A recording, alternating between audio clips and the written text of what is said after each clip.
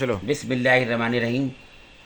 آج ہم آپ کو سورہ شمس 91 کی 13ویں آیت کا ترجمہ سمجھائیں گے۔ 13ویں آیت پڑھنے کا طریقہ، فقال لهم رسول اللہ نکات اللہ وسقیاہا۔ اس آیت میں 6 الفاظ ہیں۔ پہلا فقالہ، فقالہ کو ہندی میں لکھا تو کہا۔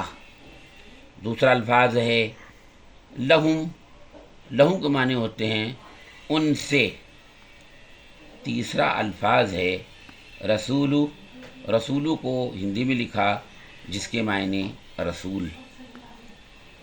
چوتھا الفاظ ہے اللہ، اللہ کے معنی اللہ۔ پانچواں الفاظ ہے نکات اللہ، نکات اللہ کو ہندی میں لکھا جس کے معنی اللہ کی اٹھنی، نکات اللہ کے معنی اللہ کی اٹھنی۔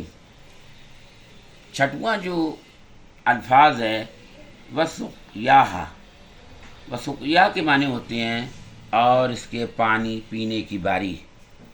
ترجمہ، تو ان سے اللہ کے رسول نے کہا خبردار رہو اللہ کی اٹھنی اور اس کے پانی پینے کی باری سے۔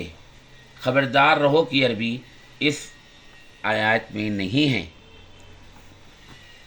آیت نمبر 14، آیت نمبر 14 پڑھنے کا طریقہ،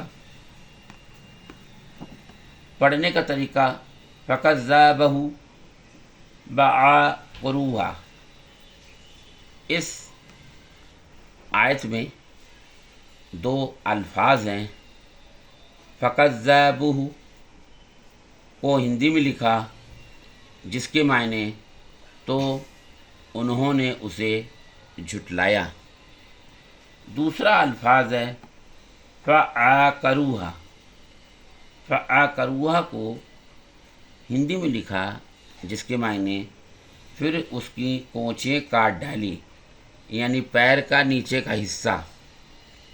ترجمہ، تو انہوں نے اسے جھٹلایا پھر اس کی کونچیں کاٹ ڈالی۔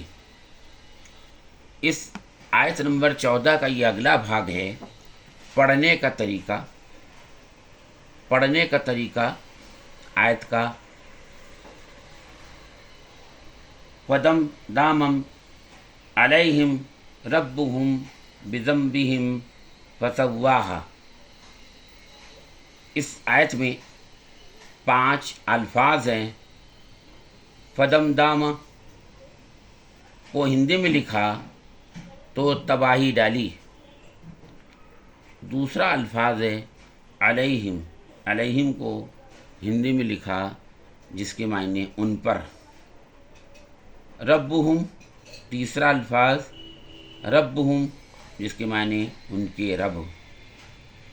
چوتھا بذنبہم، بذنبہم کو ہندی میں لکھا جس کے معنی ان کے گناہ گار کے سبب، ان کے گناہ کے سبب یعنی ان کے گناہ کے کارن۔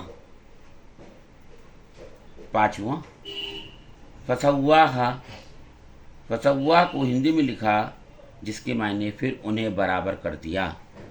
ترجمہ، تو ان کے رب نے ان پر ان کے گناہ کے سبب تباہی ڈالی پھر انہیں برابر کر دیا۔ آیت نمبر 15 پڑھنے کا طریقہ وَلَا يَخَافُ عُقْبَاهَا۔ اس آیت میں 3 الفاظ ہیں۔ پہلا ولا، ولا کے معنی اور نہیں۔ یخافو، یخافو کو ہندی میں لکھا جس کے معنی وہ ڈرتا۔ تیسرا عقباہا، عقباہا کو ہندی میں لکھا جس کے معنی ان کے انجام۔ ترجمہ، اور وہ ان کے انجام سے نہیں ڈرتا۔